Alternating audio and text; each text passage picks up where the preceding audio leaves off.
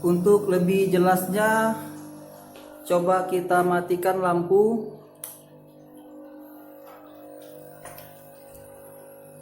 Oke ya sobat YouTube, bisa kita lihat sendiri ya. Ini apinya masih bisa ditinggikan tuh. Assalamualaikum sobat YouTube, apa kabar? Semoga sobat dalam keadaan baik ya. Baiklah sobat YouTube, untuk mempersingkat waktu atau untuk mempersingkat durasi video ini, kita langsung saja masuk ke pembahasan ya. Di video kompor gas bahan bakar Pertalite part 1 kemarin, saya memakai garigan plastik untuk menampung Pertalite-nya. Ternyata jika kita menggunakan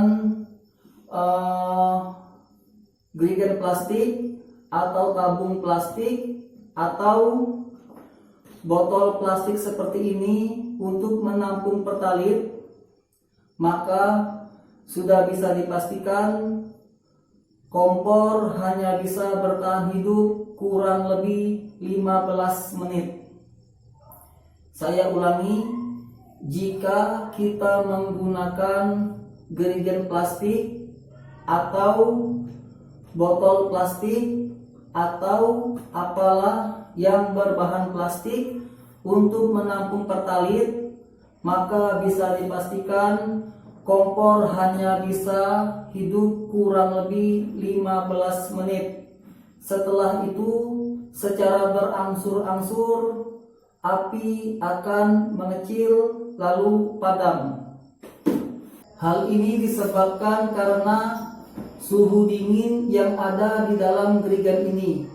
Nah, suhu dingin inilah yang menyebabkan oktan atau uap Pertalite itu berkurang bahkan habis.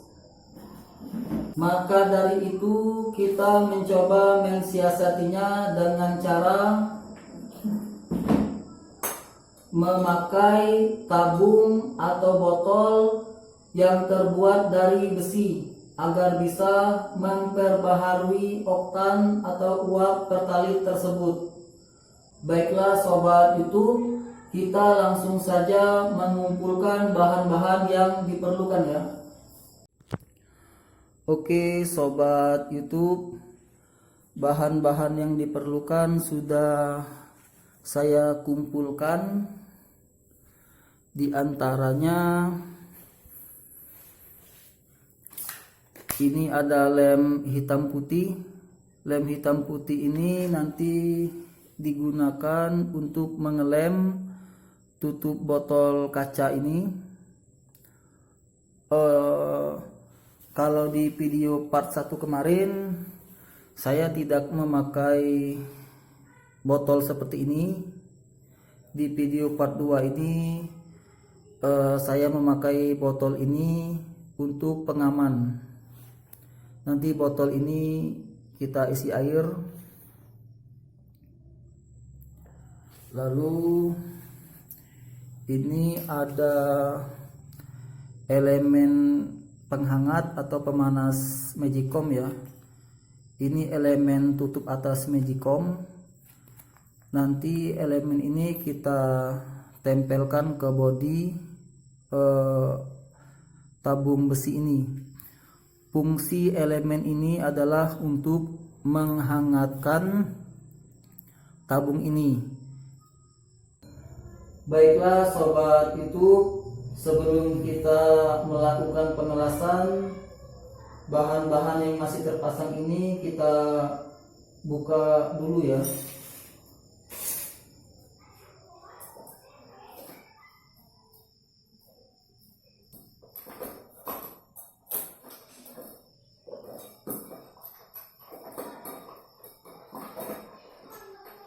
Tabung ini sebelumnya tadi memang sudah saya bor. Ini untuk memasukkan pipa tembaga sampai mentok ya. tuh, sampai mentok ke dasar. Nanti ini kita las. Jadi lubang ini kita besar ya, pakai bor boleh, atau kalau sobat bisa tanpa bor ya lebih bagus, lebih cepat ya. Kalau saya di sini hanya memakai tang buaya ya. Oke ya. Oke sobat YouTube, ini kita sedang mengelas tabung besi ke pipa tembaga. Di sini kita memakai boraks ya sebagai penyambung antara tabung besi ke pipa tembaga. Baiklah sobat YouTube, tabungnya sudah selesai kita las. Langkah selanjutnya kita akan memasang elemen penghangat atau elemen pemanas ke tabung ini.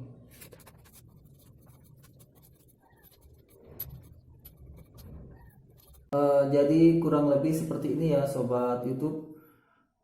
Ini lemnya masih basah. Jadi selama lem ini masih basah atau belum kering, overloadnya ini kita tekan terus ya supaya tidak bergerak, dan supaya overloadnya ini benar-benar menempel atau menyentuh permukaan tabung besi ini. Baiklah sobat YouTube, ini adalah hasil dari pengeleman kita tadi, kurang lebih seperti ini ya. Ini memakai lem hitam putih. Jika sobat YouTube mempunyai ide lain atau mempunyai cara lain, boleh dipakai atau boleh dikreasikan masing-masing ya. Ini cukup kuat.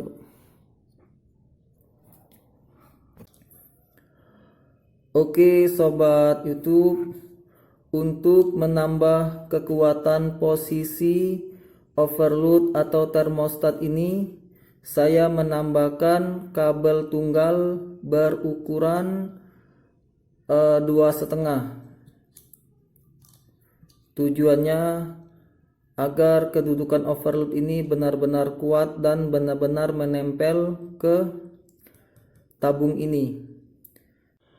Oke sobat YouTube, ini sudah selesai saya pasang.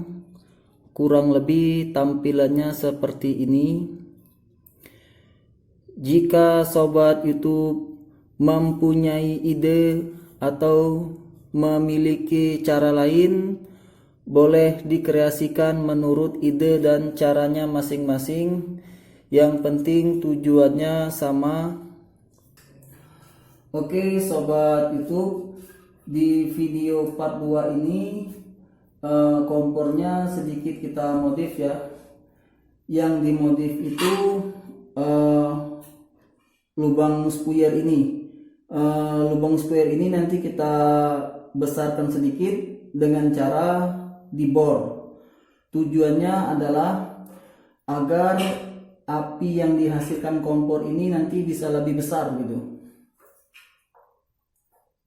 Oke sobat YouTube, inilah lubang spuyer yang akan kita besarkan. Ini nanti kita bor dengan mata bor 1 mili. Tujuannya adalah supaya api yang dihasilkan nanti bisa lebih besar.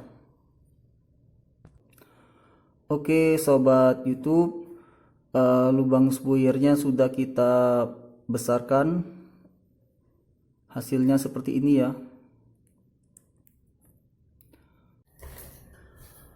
Oke sobat YouTube, sebelum kita menghidupkan kompor, kita isi dulu tabung ini dengan pertalite.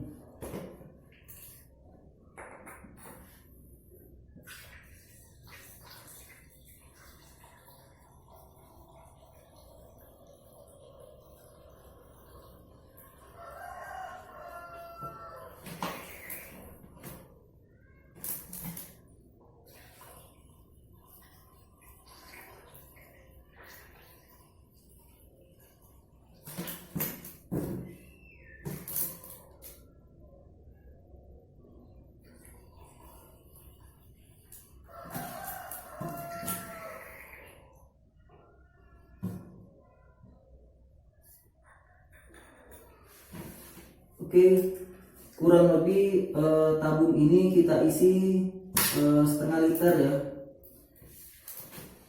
Jadi mengisi tabung ini tidak perlu banyak-banyak. Baiklah sobat YouTube, kita akan menghidupkan kompor ini sekaligus kita akan mengetes apakah benar apabila lubang spuyer kompor ini dibor, apinya bisa menjadi lebih besar. Mari kita lihat bersama-sama ya.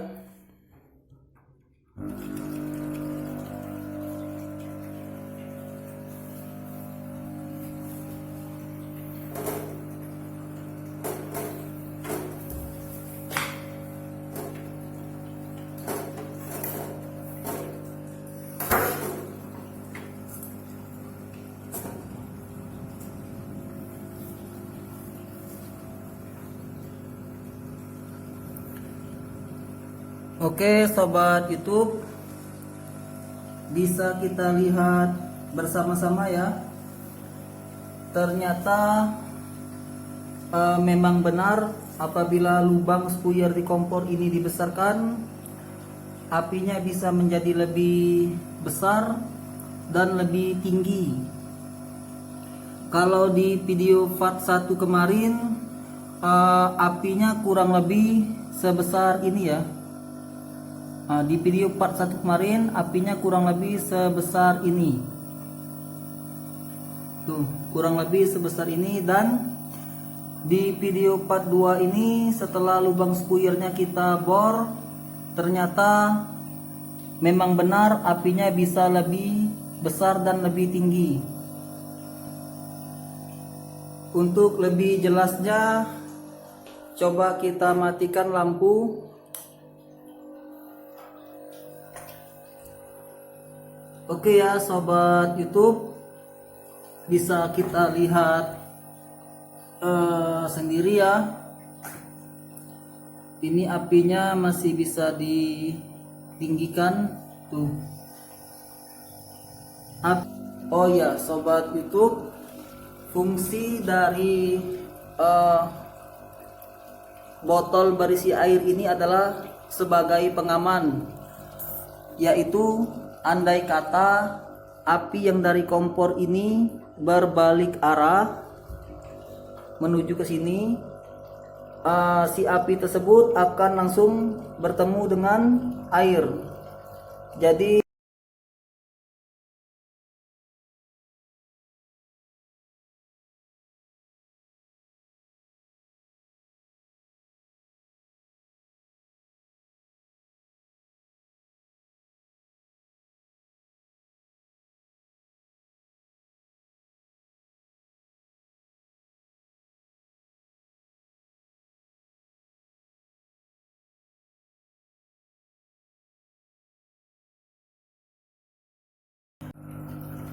baiklah sobat YouTube, setelah saya amati sekitar beberapa jam, pengaman air seperti ini memiliki dua kekurangan.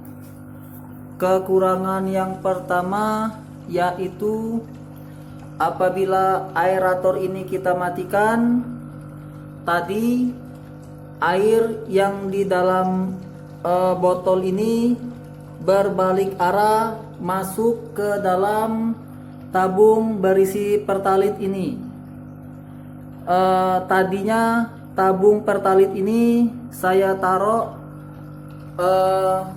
di sini sejajar dengan botol ini, tetapi karena air di dalam botol ini masuk berbalik arah ke dalam tabung pertalit, maka tabung ini saya pindahkan ke atas. Tadinya di sini ini bekas boran saya pindahkan ke atas dengan maksud supaya air tidak bisa mengalir lagi masuk ke dalam sini.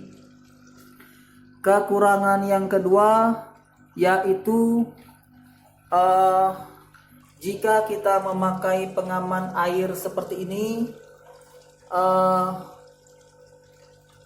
maka oktan atau uap pertalit akan terurai atau diserap oleh air ini, sehingga oktan atau uap pertalit itu akan mengalami penurunan kualitas dan akan mengganggu pembakaran di tungku ini. Saya ulangi ya sobat YouTube, setelah saya amati sekitar beberapa jam, pengaman air seperti ini memiliki dua kekurangan.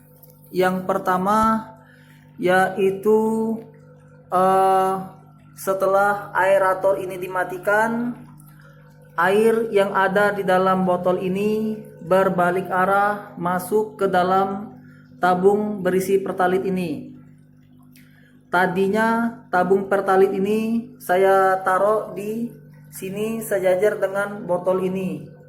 Tetapi karena air dalam tabung ini berbalik arah masuk ke dalam tabung ini, jadinya tabung ini saya tinggikan dengan maksud agar air di dalam botol ini tidak masuk ke dalam tabung ini.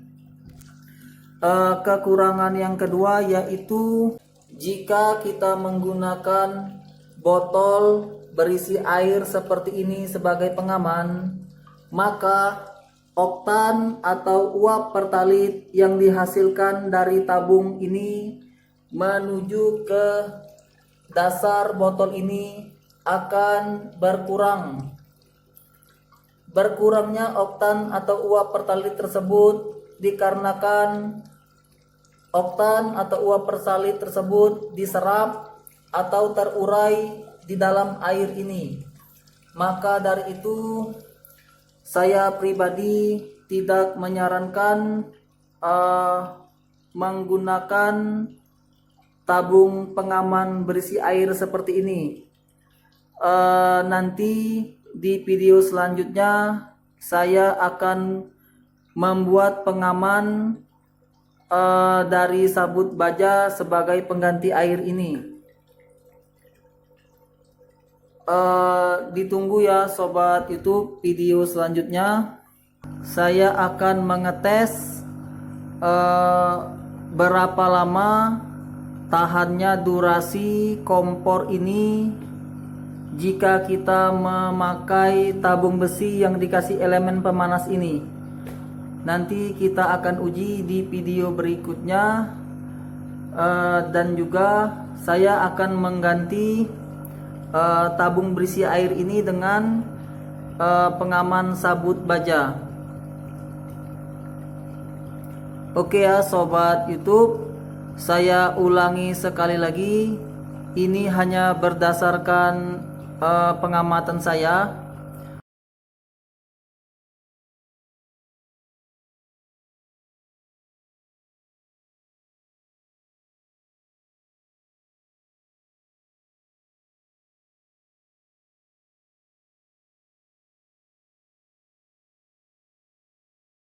Kurang lebih itulah dua kekurangan jika kita memakai botol berisi air seperti ini sebagai pengaman.